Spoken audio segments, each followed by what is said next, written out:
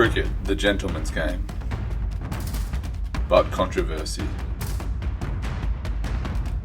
After controversy. An underarm. They haven't believed it.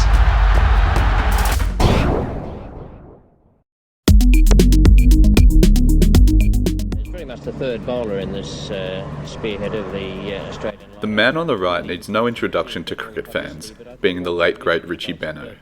But who is that man on the left? His identity may not be immediately obvious.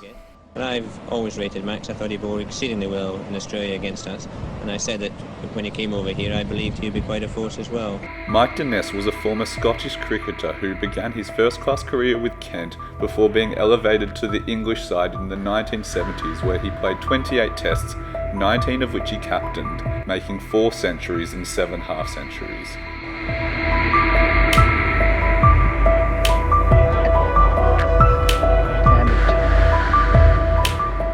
He really loved it outside off. He went on to become an ICC match referee, where his face became well known to fans of the Indian cricket team due to a controversy in 2001. Rather sad that I made a mistake. A phrase the Indian Cricket Board wanted him to say at the time, as he became public enemy number 1 in what is now known as the Mike Denness and the Indian cricket team incident. I don't think Mr. Denness needs to be on top of the ground. He should be down there inspiring the cabbages.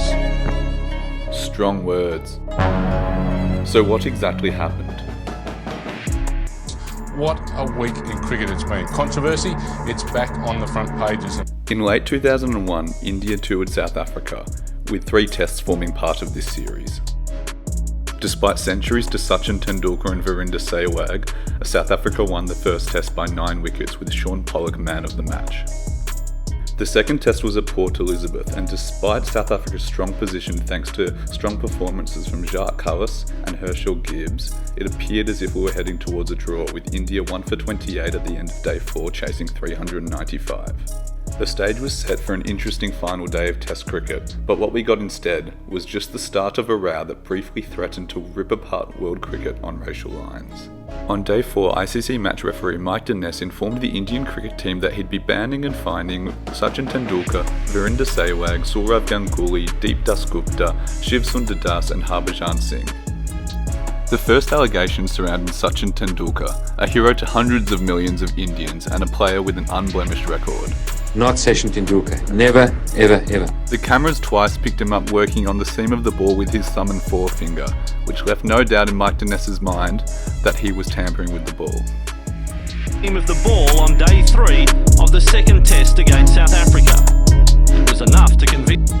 It is an offence for any player to take any action which changes the condition of the ball. It was also noticed that while other proponents of swing bowling such as Jacques Kallis were not moving the ball, Tendulkar had it hooping for his 4 overs of medium pace he bowled on day 3. Tony Greig had this to say. I cannot believe that anyone who sees that footage could possibly defend him.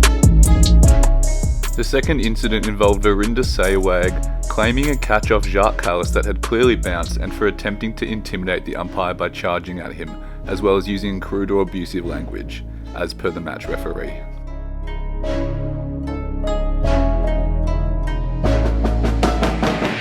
The final series of events that led to bans were Das, Dasgupta and Singh all excessively appealing as per the match referee, with Sourav Ganguly receiving a ban for not controlling his team. But he was playing the shot outside of still.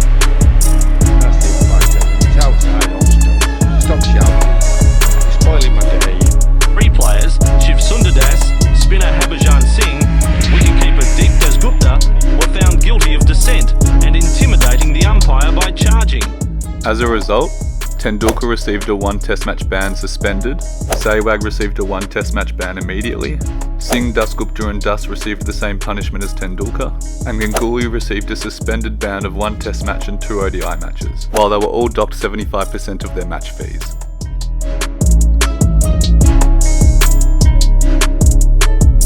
Sachin Tendulkar stands this morning accused of ball tampering. And a bad day for Indian cricket with star batsman Sachin Tendulkar found guilty of ball tampering. ICC regulation for me as a match referee that I cannot talk about the decisions that I make. My question is, If Mike Denness is not going to answer any questions, what is he doing here?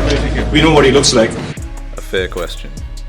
India were of course furious and briefly considered refusing to return for day 5 before ultimately carrying on with no outward signs of the anger they felt and managing to hold on for a draw thanks to the stoicism of Rahul Dravid and Deepdas Gupta. In India, the general public and media were outraged. There have been headlines across India talk about, apartheid is live and well. They feel as if they're really being victimised down there. Claims of racism against the South Africans. Protests. See here some of these protests. And what specifically targeted Mike Denness. As far as I'm concerned, he's a dead duck. Already, there is so much of resentment back home in India. Including burning a Mike Denness effigy. The Indian supporters were passionate, and their ire was not helped by Mike Denness being present at the press conference and not being able to say anything. And in fairness to Denness, ICC regulations specifically prevented him from discussing the matter and he did not want to be there, but was asked by Gerald Majola, the CEO of the South African Cricket Board, to accompany him. But the Indian media wanted an explanation. It's a totally biased decision and one-sided. And some great conspiracy is playing, we are saying. So many of their players involved and none of the South Africans. Despite South African players such as Sean Pollock also doing lengthy appeals, none of their players were banned. So it felt like their players were being unfairly targeted.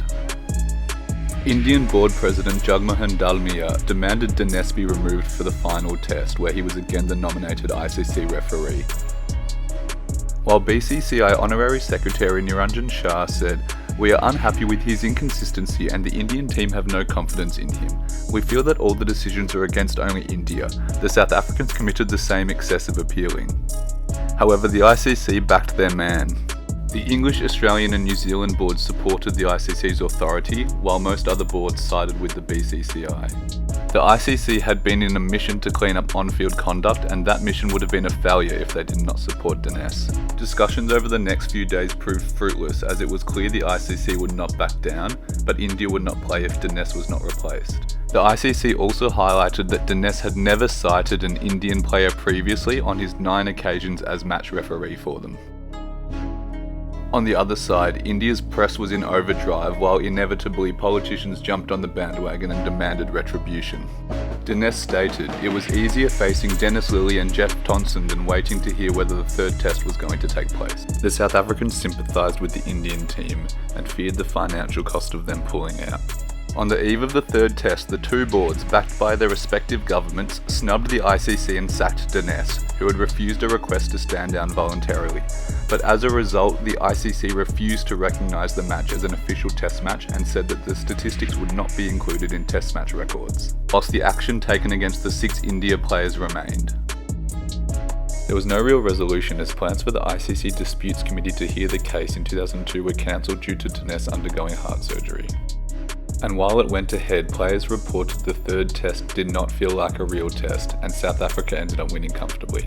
But ultimately, overall, there were no winners from this controversy in cricket.